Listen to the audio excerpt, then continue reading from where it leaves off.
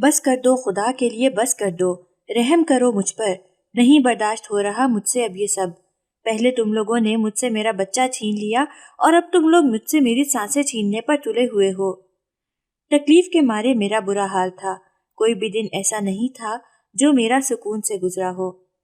ہر روز ہی ان کے ظلم و ستم سہنے پڑتے تھے۔ یہ ماں بیٹے اس قدر ظالم تھے کہ انہیں خدا کا ذرا بھی خوف نہیں تھا۔ مجھ پر ظلم کرتے ہوئے یہ ذرا بھی نہیں سوچتے تھے کہ ان کی بھی ایک عدد بیٹی ہے جس کی کل کو شادی ہوگی، اور اگر ان کی بیٹی کے ساتھ بھی اس طرح کا سلوک ہوا تو پھر یہ دونوں کیا کریں گے۔ جب میں انہیں اس طرح کی کوئی بات کہتی تھی تو وہ مجھے مزید مارتے تھے۔ ساس تو ہمیشہ مجھے یہی طعنہ دیتی تھی کہ تم میری بیٹی کی خوشیوں سے جلتی ہو، اگر میری بیٹی کی زندگی ذرا سی بھی خراب ہوئی تو اس کی ذمہ دار صرف اور صرف تم ہی ہوگی۔ ابھی بھی میں باہر بیٹھی کپڑے دھو رہی تھی، کمر میں شدید درد تھا، کافی دنوں سے بخار تھا، مجال ہے جو کوئی مجھے ہسپتال لے کر گیا ہو۔ جب اپنی امی کے گھر ہوتی تھی تب مجھے سب لوگ پلکوں پر بٹھا کر رکھتے تھے، ذرا سی چوٹ لگ جاتی تو پورا گھر سر پر اٹھا لیتی تھی۔ میں جانتی تھی کہ میرے بھائی مجھ پر جان دینے کے لیے بھی تیار ہو جائیں گے۔ ان کی محبت دیکھ کر مجھے خوشی محسوس ہوتی تھی اور ان کی محبت سے ہی میرا درد کم ہو جاتا تھا۔ مگر اب نہ تو میرے پاس میرے اپنے رہے تھے اور نہ ہی کوئی ایسا شخص تھا کہ جس کے پاس جا کر میں اپنا درد سنا سکتی۔ صرف میرا اللہ ہی تھا جس کے سامنے میں ہر روز فریادیں کرتی تھی۔ میں اس جہنم سے اب تنگ آ گئی تھی، بس کسی طرح سے یہاں سے نکلنا چاہتی تھی۔ کپڑے دھوتے وقت اچانک ہی میری ساس وہاں پر آ گئی۔ صبح سے میں نے انہیں نہیں دیکھا تھا، نہ جانے کہاں پر چلی گئی تھی۔ چند لمحوں تک تو وہ بہت غور سے میرے چہرے کی طرف دیکھنے لگی، اس کے بعد اس نے مجھے میرے بالوں سے پکڑا اور گھسیٹتے ہوئے اپنے ساتھ کمرے کی طرف لے جانے لگی۔ اس کی جان بھی مجھ سے کئی گنا زیادہ تھی، میں چاہ کر بھی اس کا مقابلہ نہیں کر سکتی تھی، اور جتنا عرصہ میں بھوکی رہی تھی اس کے بعد تو مجھ میں ہمت ہی نہیں بچی تھی کہ میں کسی کو کچھ بھی کہہ سکتی۔ خود کو چھڑوانے کی کوششوں میں ہلکان ہو رہی تھی، مگر اس ظالم عورت کی گرفت حد سے زیادہ مضبوط تھی، یوں لگ رہا تھا جیسے کسی مرد کے ہاتھ میں میرے بال ہوں۔ زور سے اس نے مجھے کمرے کے اندر دھکا دیا اور میرے چہرے پر تھپڑوں کی بارش شروع کر دی۔ اس سب کے دوران اس نے مجھے ابھی تک یہ نہیں بتایا تھا کہ میرا قصور کیا ہے، آخر میں نے ایسی کون سی غلطی کر دی ہے جس کی مجھے اتنی بھیانک سزا مل رہی ہے۔ تیرے باپ نے ابھی تک مجھے پیسے نہیں بھیجے، تو نے کہا تھا کہ وہ 1 تاریخ کو بھیج دے گا۔ جب وہ بولی تو اس کے منہ سے بات ہی صرف اور صرف پیسوں کی نکلی۔ شاید یہی وجہ تھی کہ انہوں نے بھی مجھے اپنے ساتھ رکھا ہوا تھا۔ میں نے کانپتی ہوئی آواز میں کہا کہ ابھی ان کے پاس پیسے نہیں ہیں، کچھ دن پہلے ہی انہوں نے بڑے بھائی کی شادی کی ہے، سارے پیسے اس پر ہی خرچ ہو گئے تھے۔ انہوں نے مجھ سے وعدہ کیا ہے کہ جیسے ہی بندوبست ہوگا وہ پیسے میرے حوالے کر دیں گے۔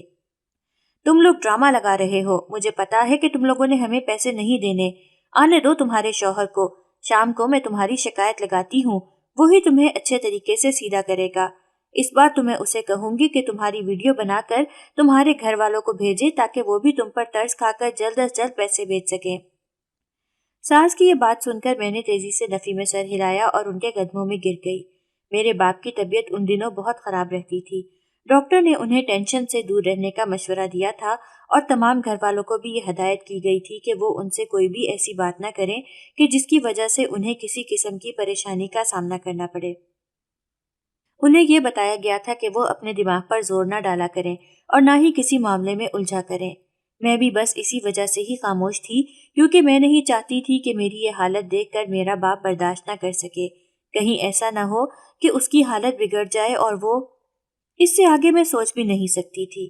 ان کا سایہ میرے سر پر موجود تھا اور میرے لیے یہی اطمینان کی بات تھی۔ اس سے زیادہ مجھے کچھ بھی نہیں چاہیے تھا اور نہ ہی کبھی میں نے کسی اور چیز کی تمنا کی تھی۔ میں نے جب اپنی ساس کے دوبارہ سے منتیں کی تو وہ بولی، ٹھیک ہے، میں ایک شرط پر تمہارے باپ کو نہیں بتاؤں گی۔ پہلے مجھے یہ بتاؤ کہ تمہاری ماں نے تمہیں جو سونے کا سیٹ دیا تھا وہ تم نے کہاں پر رکھا ہوا ہے؟ میں نے بے یقینی سے اس کے چہرے کی طرف دیکھا۔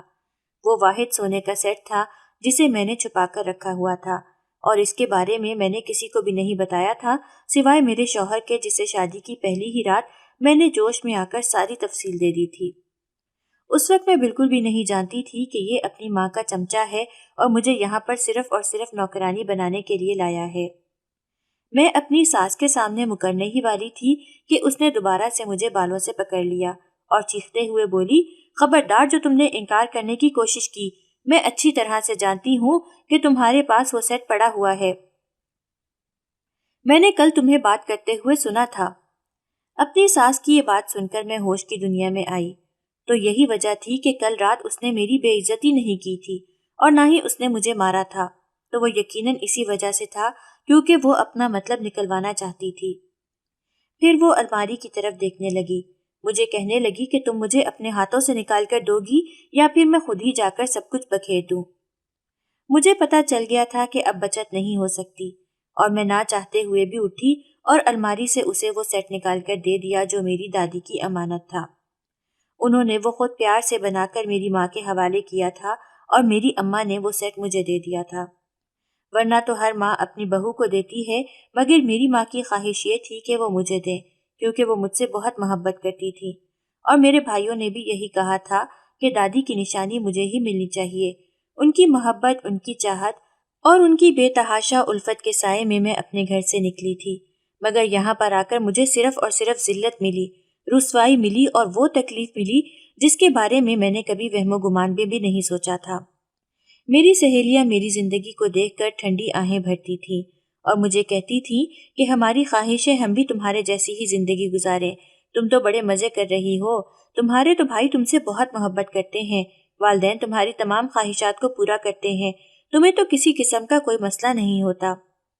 ان میں سے صرف ایک ہی سہیلی تھی جو بالکل خاموش رہتی تھی۔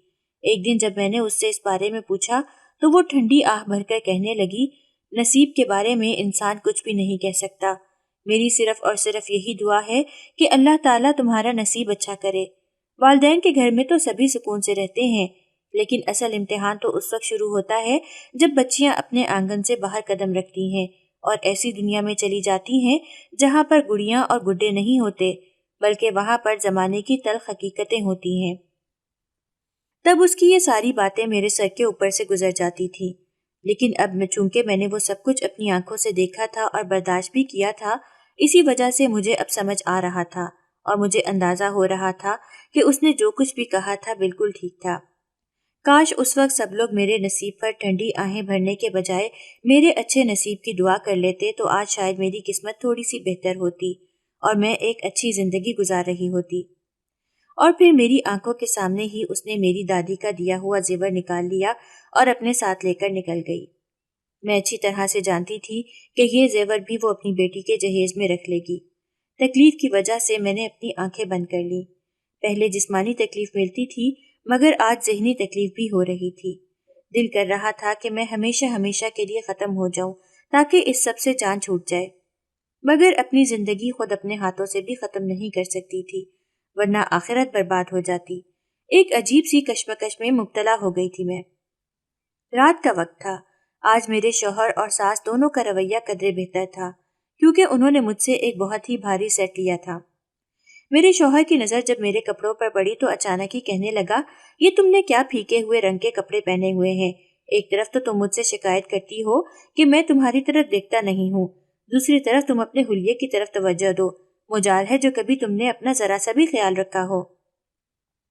اس کی بات سن کر میں نے بے ساختہ اپنی ساس کی طرف دیکھا جس نے مجھے سنگھار کرنے سے سختی سے منع کیا تھا۔ شاید وہ ڈرتی تھی کہ کہیں ایسا نہ ہو میں اس کے بیٹے کو اپنے قابو میں کر لوں۔ وہ تو اس قدر ظالم عورت تھی کہ اپنے بیٹے کو بھی اس وقت کمرے میں بھیجتی تھی جب میں سو چکی ہوتی تھی۔ شاید وہ میرے کمرے میں آ کر پہلے چیک کرتی تھی کہ میں جاگ تو نہیں رہی۔ ارے کیا ضرورت ہے اس کو تیار کرنے کی؟ کون سا اس کی تیاری سے اس پر کوئی فرق پڑے گا؟ اس کی شکل ہے ہی گندی اور گندے لوگ کبھی بھی پیارے نہیں لگتے۔ اس کی بات سن کر بے ساختہ میرے ذہن میں اپنی دوست کا کہا ہوا جملہ گھومنے لگا جس نے میری بے تحاشا تعریف کی تھی اور مجھے کہا تھا کہ تم آسمان سے اتری ہوئی کوئی پری لگتی ہو، تم اس زمین کی لگتی ہی نہیں ہو۔ دراصل پہلے میری رنگت بہت سفید ہوتی تھی، لیکن ابھی زیادہ وقت دھوپ میں رہنے کی وجہ سے میرا رنگ ماند پڑ گیا تھا، میرے چہرے پر جتنی رونق تھی وہ بھی ختم ہو گئی تھی۔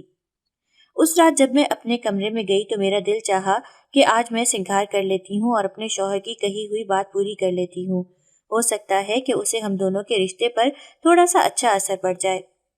میں نے ایسا ہی کیا۔ کالے رنگ کا ایک خوبصورت لباس نکالا جو بہت ہی خوبصورت تھا، میرے گھر والوں کی طرف سے ہی مجھے میری شادی پر دیا گیا تھا۔ میں نے ہلکا پھلکا میک اپ کیا، ذرا سی تیاری کی وجہ سے میرا حسن نکھر کر سامنے آ گیا تھا، میں بہت ہی پیاری نظر آ رہی تھی۔ میں ساختہ خود کو شیشے میں دیکھا تو میں مسکرانے لگی، آج میں خود کو بھی بہت اچھی لگ رہی تھی۔ میں نے فیصلہ کیا تھا کہ ایسی ہی بن کر رہوں گی۔ اسی وقت ہی کمرے کا دروازہ کھلا اور شوہر کمرے کے اندر داخل ہوا۔ مجھے دیکھ کر وہ اپنی جگہ پر ٹھٹک کر رہ گیا۔ اس کی آنکھوں میں بھی چمک پھیلی تھی اور لبوں پر مسکراہٹ۔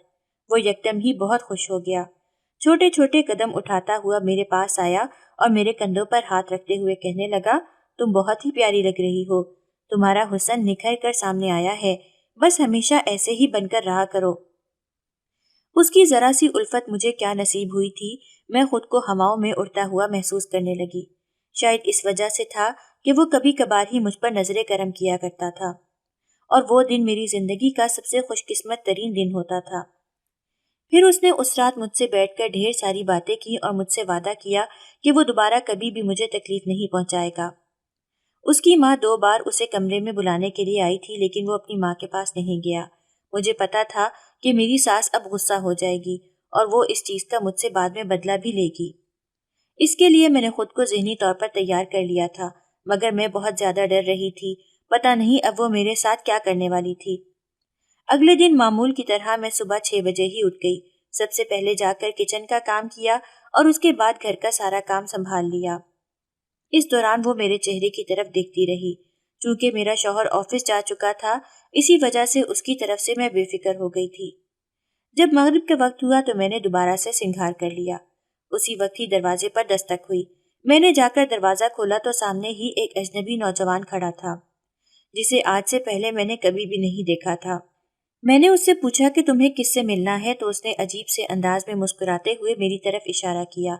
میں اس کے اشارے کو سمجھ نہیں پائی تھی۔ میرے دیکھتے ہی دیکھتے وہاں پر میری ساس چلی آئی اور شور مچانا شروع کر دیا۔ میں اس سب کے لیے بالکل بھی تیار نہیں تھی۔ تھوڑی ہی دیر کے اندر اندر وہ میرے کردار پر الزام لگا چکی تھی کہ میں اپنے حسن کی وجہ سے دوسرے مردوں کو اپنی طرف مائل کرتی ہوں۔ جب میرا شوہر گھر واپس آیا تب تک وہ مجھے مار کر فارغ ہو چکی تھی۔ میری بری حالت دیکھ کر وہ پریشان ہو گیا۔ وہ تیزی سے میرے پاس آیا۔ اس سے پہلے کہ وہ مجھے ہاتھ لگاتا، ساس نے اسے درمیان میں ہی روک دیا اور چلاتے ہوئے کہنے لگی، خبردار جو تم نے اس کی کوئی بھی بات سننے کی کوشش کی، ارے یہ تو تمہاری امانت کی ذرا بھی حفاظت نہیں کر سکتی، اگر اس کا بس چلے تو یہ تمہاری عزت کو داغدار کر دے اور ذرا بھی شرم محسوس نہ کرے۔ تم کل اس کی بڑی تعریفیں کر رہے تھے، دیکھو آج اس نے تمہیں اپنی اوقات دکھا دی ہے۔ اور پھر اس نے میرے شوہر کو یہ بتایا کہ میں ایک آوارہ آدمی کے ساتھ باتیں کر رہی تھی اور اسے اپنے حسن کے جال میں پھنسا رہی تھی۔ ان کی بات کرنے کی دیر تھی کہ وہ بھی مجھے جانوروں کی طرح پیٹنے لگا۔ میں چلا رہی تھی، چیخ رہی تھی، اس کے سامنے رحم کی بھیک مانگ رہی تھی، مگر اسے مجھ پر ذرا بھی رحم نہیں آ رہا تھا۔ یوں لگ رہا تھا جیسے وہ اپنے ہوش و حواس مکمل طور پر کھو چکا ہے۔ آخر کوئی انسان اس قدر ظالم کیسے ہو سکتا ہے؟ بے ہوش ہونے سے پہلے یہ آخری خیال تھا جو میرے ذہن میں آیا تھا۔ جب مجھے ہوش آیا تو میں ہسپتال میں موجود تھی۔ میری نند جو کافی عرصے سے اپنی دوستوں کے ساتھ گھومنے کے لیے گئی ہوئی تھی، وہ بھی قریب ہی کھڑی تھی۔ مجھے ہوش میں آتا دیکھ کر وہ تیزی سے چلتی ہوئی میرے پاس آئی اور میرا ہاتھ پکڑتے ہوئے کہنے لگی، بھابھی آپ ٹھیک تو ہیں؟ اس کی آواز سن کر میری آنکھوں سے تیزی سے آنسو بہنے لگے۔ صرف یہی تو ایک واحد لڑکی تھی جو تھوڑا بہت میرا خیال کر لیتی تھی اور مجھ سے ذرا سی محبت جتا لیتی تھی۔ میں نے تیزی سے نفی میں سر ہلایا اور اس سے کہا کہ مجھے شدید تکلیف ہو رہی ہے، ڈاکٹر کو کہو کہ مجھے کوئی ایسی گولی دے دیں جس سے میری یہ تکلیف ختم ہو جائے۔ اور تب مجھے پتا چلا کہ میرے ظالم شوہر نے ڈاکٹر کو مجھے پین کلر دینے سے منع کیا تھا۔ آخر کوئی انسان اس قدر گھٹیا، اس قدر بے رحم کیسے ہو سکتا تھا؟ میں نے خود سے سوال کیا تھا، اور یہی سوال میں نے اپنی نند سے بھی پوچھا تھا، مگر وہ مجھ سے نظریں چرانے لگی۔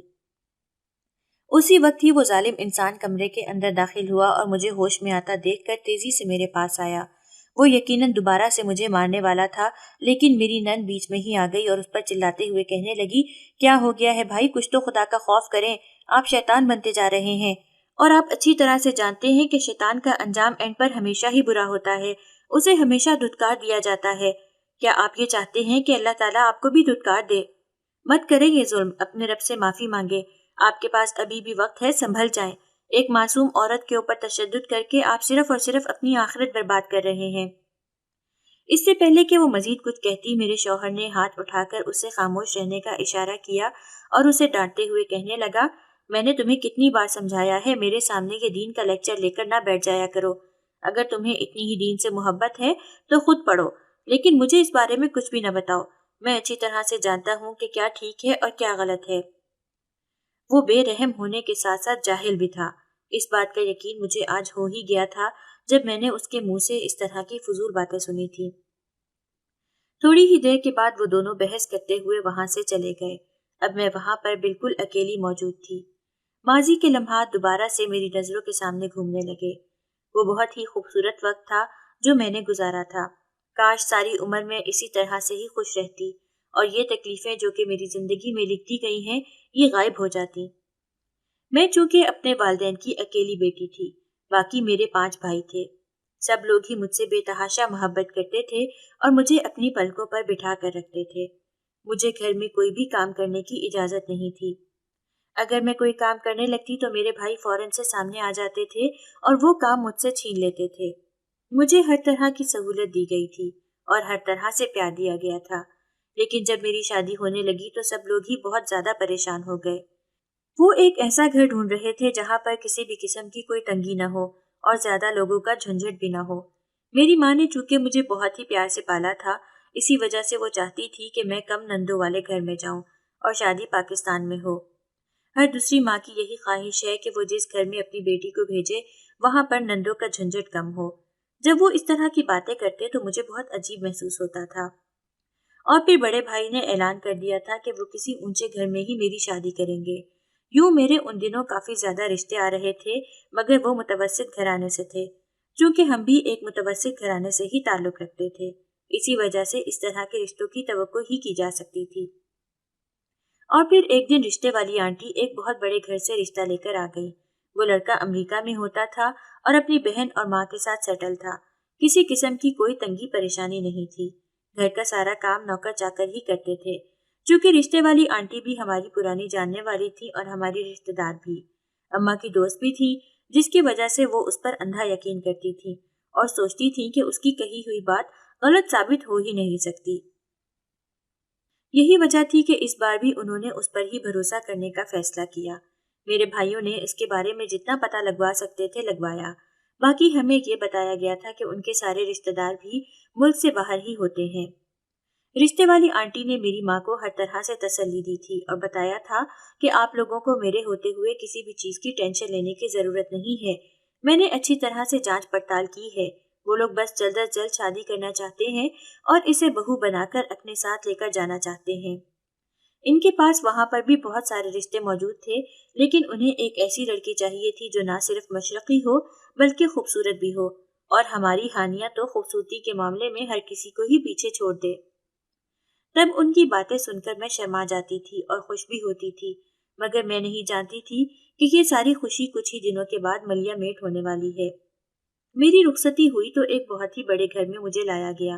वो बेहद खूबसूरत हवेली थी। मैं नहीं जानती थी कि वो किराए की है और सिर्फ कुछ दिनों के लिए ही खरीदी गई है। मेरी शादी के 2 दिन बाद ही मेरे भाई को कारोबार में बहुत बड़ा नुकसान हो गया था। उसने अपना सारा सरमाया उसी कारोबार में ही लगाया था और तवक्को थी कि उसे कामयाबी मिलेगी, लेकिन नताइज उसकी तवक्को के बरक्स निकले और वो खाली हाथ रह गया। इस बात का अब्बा जान ने बहुत ज्यादा असर ले लिया था, क्योंकि उन्होंने भी अपनी दौलत लगाई हुई थी और अब उन्हें ये सब कुछ देखकर बहुत अफसोस हो रहा था। ज्यादा टेंशन लेने की वजह से उनकी तबीयत भी बहुत खराब रहने लगी थी और फिर एक दिन उन्हें हार्ट अटैक हो गया था, जिसके बाद डॉक्टर ने सबको सख्ती से मना किया था कि इन्हें किसी भी किस्म की बुरी खबर न दी जाए। दूसरी तरफ मेरी जिंदगी भी जैसे अजाब बन गई थी। थोड़े ही दिनों के बाद ससुराल वालों की हकीकत मुझ पर आश्कार हो गई थी और मुझे ये पता चला था कि ये सब कुछ जो भी है ये धोखा था। हकीकत में तो उनके पास कुछ भी नहीं है और ना ही वो बाहर के किसी मुल्क में रहते हैं। वो मेरे घर वालों की हालत के बारे में जानते थे, इसी वजह से उन्हें पता था कि मैं कभी भी छोड़कर नहीं जाऊंगी और कभी भी अपने वालिदैन को उनकी हकीकत के बारे में नहीं बताऊंगी। उन्होंने एक बहुत बड़ा खेल खेला था। सब लोगों को यही बताया गया था कि वो मुल्क से बाहर जा रहे हैं। جبکہ حقیقت اس کے بالکل برعکس تھی۔ وہ مجھے امریکہ لے کر نہیں گئے، بلکہ وہ مجھے ایک چھوٹے سے گاؤں میں لے کر چلے گئے جہاں پر وہ اپنی زندگی گزار رہے تھے۔ دراصل یہ ان ماں بیٹے کا کاروبار تھا۔ وہ ہر بار ہی کسی نہ کسی امیر لڑکی سے اپنے بیٹے کی شادی کرواتی تھی اور پھر اس لڑکی کے گھر والوں کو ہی بیوقوف بنا کر ان سے پیسے لوٹ کر لڑکی کو چھوڑ دیتی تھی۔ یہ بات مجھے محلے میں رہنے والی ایک عورت نے بتائی تھی۔ میں بہت زیادہ خوفزدہ ہو گئی تھی۔ سمجھ نہیں آ رہا تھا کہ کیا کروں۔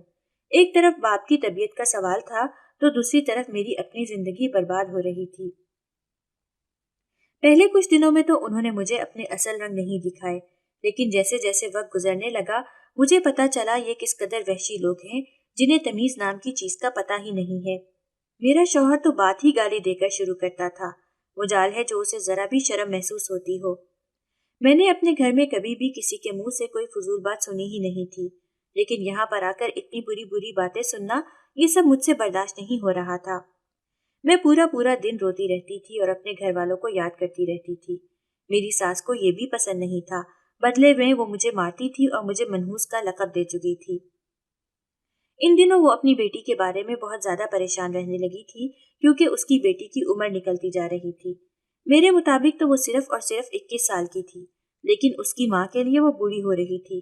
اس کی ماں کا یہ کہنا تھا کہ ان کے ہاں لڑکیوں کی شادی جلدی کر دی جاتی ہے۔ وہ اس کے لیے رشتے تلاش کر رہی تھی اور پھر اچانک ہی ایک دن وہ خوشگوار موڈ میں گھر کے اندر داخل ہوئی۔ اسے خوش ہوتا دیکھ کر میرا حلق کڑوا ہو گیا تھا۔ نہ جانے کیوں ابھی ان کی خوشی مجھ سے برداشت نہیں ہوتی تھی۔ مجھے انہوں نے جس تکلیف اور جس دکھ میں رکھا ہوا تھا، اس کے بعد یہ خوشی کے بالکل بھی مستحق نہیں تھے۔ مجھے دیکھ کر وہ مسکرا دیں اور تیزی سے چلتی ہوئی میرے پاس آئی۔ اس نے مجھے وہیں پر رک جانے کے لیے کہا۔ نہ چاہتے ہوئے بھی میں ان کی بات سننے کے لیے رک گئی۔ وہ مجھے کہنے لگی کہ تم میری بیٹی کے لیے جتنی مرضی بددعائیں کیوں نہ کر لو، لیکن تم میری بیٹی کے نصیب سے نہیں جیت سکتی۔ اس کے لیے ایک بہت بڑے گھر سے رشتہ آیا ہے۔ تم دیکھو کہ وہ کیسے یہاں سے رخصت ہو کر ایک شاندار حویلی میں جاتی ہے۔ ان کی بات سن کر میں نے بڑی مشکل سے اپنے اندر ابلتے ہوئے غصے پر قابو پایا تھا۔ میں کبھی بھی اس سے نہیں جلی تھی اور نہ ہی کبھی میں نے اپنے دل میں اس کے لیے بغض رکھا تھا۔ صرف وہی تو تھی جسے میں پسند کرتی تھی اور جسے میں سمجھتی تھی کہ اس کے اندر انسانیت موجود ہے۔ یہ باتیں اپنی ساس کو سمجھانا میرے لیے مشکل تھا۔ میں نے اسے کہا کہ اللہ تعالیٰ آپ کی بیٹی کے لیے یہ رشتہ مبارک کرے۔ میں نے ایک نارمل سی بات کی تھی، لیکن اس نے اس کا بھی بتنگڑ بنا لیا اور دوبارہ سے مجھ پر الزام لگا دیا کہ میں نے اس کی بیٹی پر طنز کیا ہے۔ مجھے تو اپنے بولنے پر بھی غصہ آ رہا تھا۔ آخر کیا ضرورت تھی مجھے یہ بات بھی کرنے کی، لیکن اب کیا ہی کیا جا سکتا تھا۔ وہ ایک عجیب سے دماغ کی مالک تھی جہاں پر صرف اور صرف حسد اور چغلیاں بھری ہوئی تھی۔ شام کے وقت بھی اس نے میرے شوہر کو چغلی لگائی اور یوں مجھے دوبارہ سے مار پڑی۔ اب تو جیسے عادت سی ہو گئی تھی۔ وہ نہ صرف مجھے مارتا تھا بلکہ اب مجھے بدکرداری کے بھی طعنے دیتا تھا۔ وہ اس قدر بغیرت انسان تھا کہ مختلف مردوں کے نام میرے نام کے ساتھ جوڑتا تھا اور ذرا بھی شرم محسوس نہیں کرتا تھا، کیونکہ اس کی آواز غصے میں بہت اونچی ہو جاتی تھی اور اسے اس بات کا بھی لحاظ نہیں رہتا تھا۔ کئی بار تو محلے کی عورتوں نے بھی مجھ سے اس بارے میں پوچھا تھا کہ تمہارا شوہر تمہارے نام دوسرے مردوں کے ساتھ کیوں جوڑتا ہے؟ اب میں انہیں کیا بتاتی کہ یہ ہے ہی کمظرف انسان جس کے اندر نہ تو عقل نام کی چیز ہے اور نہ ہی اسے اچھے اور برے کی تمیز ہے۔ اسے بالکل بھی نہیں پتا کہ کون سی جگہ پر کیا بات کرنی ہے۔ اس کے کان صرف اور صرف اپنی ماں کی باتوں پر ہی لگے رہتے ہیں اور انہی کی بات ماننے پر یہ فخر محسوس کرتا ہے۔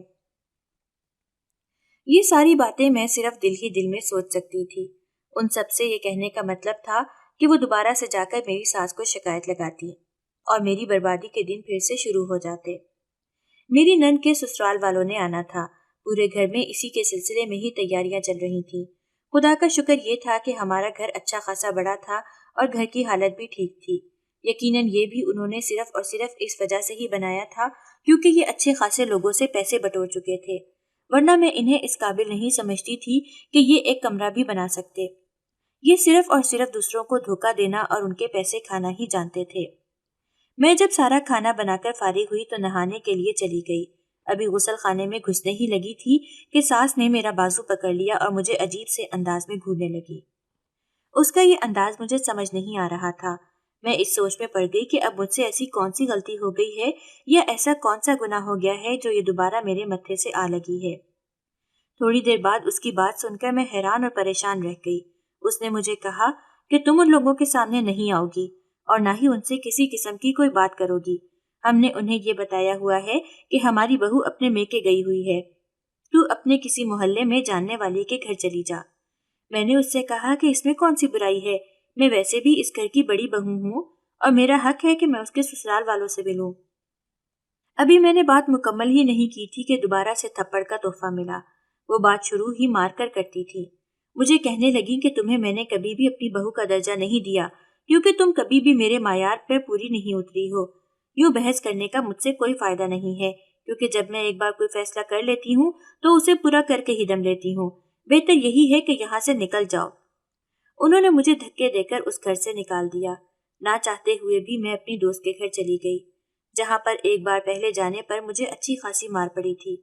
लेकिन अब चूंकि मेरी सास ने खुद भेजा था, मुझे देखकर वो हैरान रह गई और कहने लगी, खैरियत तो है, कहीं तुम उन लोगों से लड़कर तो नहीं आई? मैंने तेजी से नफी में सर हिलाया और उससे पूछा कि तुमने ये सवाल क्यों किया। मुझे कहने लगी कि जब तक तुम्हारी उनके साथ सुलह है तब तक वो तुम्हें कभी भी यहाँ पर आने की इजाजत नहीं देंगे। मैं यही समझी थी कि तुम्हारी शायद लड़ाई हो गई है और तुम नाराज होकर चली आई हो। जब मैंने उसे अपनी नंद के रिश्ते के बारे में बताया और उसे ये बताया कि कैसे मेरी सास ने घर से बाहर निकाला है, तो वो सोच में पड़ गई और मुझे कहने लगी कि तुम मानो या ना मानो, लेकिन मुझे दाल में कुछ काला लग रहा है। मेरे सर में शदीद दर्द हो रहा था और मैं फिलहाल कुछ भी सोचने समझने के काबिल नहीं थी। नींद पूरी नहीं हो पाई थी, उसके घर में ही सो गई। आंख मेरी उस वक्त खुली जब रात के 8 बज रहे थे। मुझे शिद्दत से अपनी गलती का एहसास हुआ। मैं दिन के 3 बजे से सोई हुई थी और किसी ने मुझे उठाना मुनासिब नहीं समझा था। जल्दबाजी में कमरे से बाहर निकली तो देखा कि सामने ही वो बैठी मुस्कुरा रही थी। मुझे कहने लगी कि आज रात यहीं पर ही रुक जाओ। वो नॉर्मल अंदाज में बात कर रही थी। उसे इस चीज का अंदाजा नहीं था कि मेरे ससुराल में तो तूफान आ गया होगा। जब मैं अपने घर वापस पहुंची तो सास पहले से ही डंडा लिए खड़ी थी और शौहर बेचैनी के साथ चक्कर काट रहा था। मुझे शिद्दत से कुछ गलत होने का एहसास हुआ। मैंने घर के अंदर कदम ही रखा था कि वो दोनों चील की तरह मुझ पर झपट पड़े। सास ने जो डंडा उठाया हुआ था वो उससे मुझे पीटने लगी। वो ये भी नहीं देख रही थी कि मुझे कहाँ पर लग रही है। मेरी नंद मुझे बचाने की कोशिशों में खुद भी मार खा रही थी। सास मेरे शौहर को कहने लगी कि मैंने इस बदबख्त को कहा था कि आज दिन के वक्त ही घर से बाहर ना निकले, मेरी बेटी के ससुराल वाले आएंगे। मैं इसकी उनसे मुलाकात करवाना चाहती हूँ, लेकिन मुजाल है जो तुम्हारी बीवी कभी मेरी बात सुन ले। मुझसे बगावत करके उस घर से बाहर निकल गई।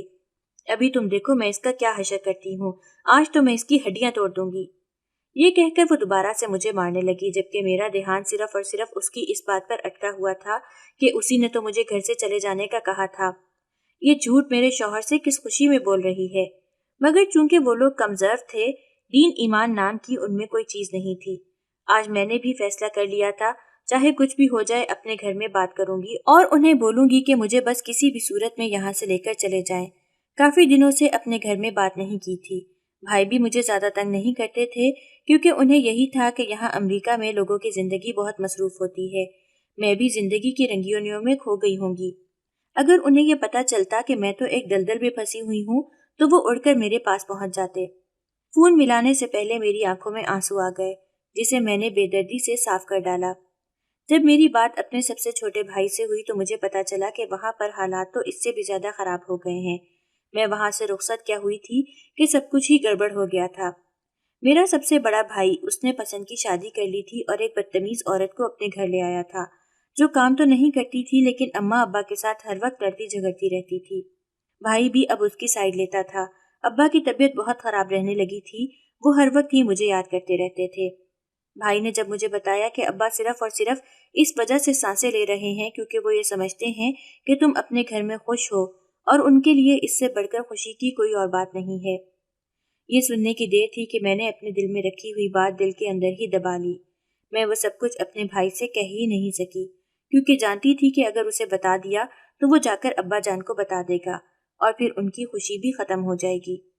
मैं बहुत ज्यादा डरती थी और सोचती थी कि कहीं ऐसा न हो अब्बा को दोबारा से हार्ट अटैक आ जाए। अगर उन्हें कुछ हो जाता तो मैं कभी भी खुद से नजरें न मिला पाती। पूरी रात मैं तकलीफ की वजह से सो नहीं पाई थी। ना ही मुझसे करवट बदल रही थी और ना ही मुझसे सीधा लेटा जा रहा था। आंसू पूरी रात मेरी आंखों से बहते रहे थे। एक लम्हा जो मैंने सुकून से काटा हो। मेरे इस दिल से सिर्फ और सिर्फ अपने शौहर के लिए बद्दुआएं निकल रही थीं। मेरी शिद्दत से ख्वाहिश थी कि वो जलील और रुस्वा हो जाए, उसकी जिंदगी में कोई भी खुशियां न बचे। उसने जो जुल्म मेरे साथ किया है उसके साथ भी वैसा ही जुल्म हो। मैं चाहती थी कि उसे ऐसी इबरतनाक सजा मिले कि सब लोग ही उसे देखकर खौफजदा हो जाएं और कभी भी उस जैसा काम करने की कोशिश न करें। मुझे यकीन था कि मेरी ये बद्दुआएं जरूर कबूल होंगी, क्योंकि उसने जितना जुल्म मुझ पर किया हुआ था और जितना सितम मुझ पर ढाया हुआ था, उसके बाद उस पर सुकून की नींद भी हराम थी। तबीयत खराब होने के बावजूद रात के वक्त मैं तहज्जुद में उठी थी और अपने रब के सामने गिड़गिड़ा रही थी, क्योंकि अब मेरे सब्र का पैमाना भी लबरेज हो गया था। अगले दिन मेरी तबीयत खराब होने के बावजूद मैं किचन में खाना बना रही थी जब सास ने मुझे दोबारा से कमरे में बुलाया। नमक ज्यादा होने की वजह से उसे गुस्सा आ गया था। इससे पहले कि वो दोबारा से मुझ पर हाथ उठाती, मैंने अपनी आंखें बंद कर ली और दिल ही दिल में अपने रब से मदद तलब करने लगी। शायद उनका वक्त भी खत्म हो गया था। उसी वक्त ही घर का दरवाजा खुला और एक आदमी कमरे के अंदर दाखिल हुआ। उसे देखकर मैं पहली ही नजर में पहचान गई थी। ये कोई और नहीं बल्कि मेरा कजन था, जो एक लंबे अरसे से सऊदीया में था और मुझसे मोहब्बत भी करता था। 2-3 बार तो उसने इजहार भी किया था, मगर उस वक्त मुझ पर खूबसूरती का नशा चढ़ा हुआ था। चूंकि ये आम शक्लो सूरत का मालिक था, इसी वजह से मैंने कभी भी उसकी तरफ तवज्जो नहीं दी थी। मेरी शादी की जब उसे खबर मिली तो ये बहुत दिल बर्दाश्ता हुआ था। ये मेरी शादी पर भी नहीं आया था और ना ही मेरे ससुराल वालों को जानता था। इसकी पूरी फैमिली भी चूंकि सऊदीया में ही होती थी, उसकी नाराजगी की वजह से वो भी यहाँ पर नहीं आए थे। उसके साथ मेरी नन खड़ी थी। वो हैरत से मुझसे पूछने लगा कि तुम यहाँ पर क्या कर रही हो और किस हालत में मौजूद हो। मैंने रोते हुए उसे अपने ऊपर बीती हुई सारी दास्तान सुना दी। फिर क्या था, उसने अगले ही दिन उन माँ बेटे पर केस करवाया और उन्हें जेल में भेज दिया। ये सब कुछ उसने एक रात के अंदर अंदर किया था। चूंकि वो बहुत असर और रसूख का मालिक था, उनके खिलाफ सबूत इकट्ठे करना उसके लिए कोई मुश्किल नहीं था। वैसे भी लोग इन दोनों माँ बेटे को बेचैनी से तलाश कर रहे थे। कुछ लोगों ने उनके खिलाफ गवाहियां दी, जिसकी वजह से उनकी सजा लंबी हो गई। जहां तक मेरी नंद का सवाल था तो वो वापस अपने रिश्तेदारों के पास चली गई थी। मुझे लेकर वो मेरे घर चला आया। अब्बा को जब इस बारे में पता चला तो वो काफी देर तक मुझे सीने से लगाकर रोते रहे। मैंने भी उन्हें रोते हुए ये बताया कि मैं आपकी हालत की वजह से यहाँ पर आना नहीं चाहती थी। मुझे ये था कि आपकी तबीयत मजीद बिगड़ जाएगी। बड़ा भाई अपनी बीवी को लेकर अलग हो गया था, जिसकी वजह से घर में फसाद भी कम हो गया था। इद्दत पूरी होने तक मेरा कजन इंतजार करता रहा और जैसे ही मेरी इद्दत पूरी हुई वो रिश्ता लेकर मेरे घर पहुंच गया। पहले तो उसे देखकर मुझे अपनी आंखों पर यकीन ही नहीं आया और फिर जब उसने रिश्ते की बात की तो मुझे लगा मैंने कुछ गलत सुन लिया हो। इतना सब कुछ हो जाने के बावजूद भी वो मुझे पसंद करता था और अपनाना चाहता था। ये मेरे लिए बहुत खुशकिस्मती की बात थी। अल्लाह ताला ने मुझे मेरे सब्र का फल दे दिया था।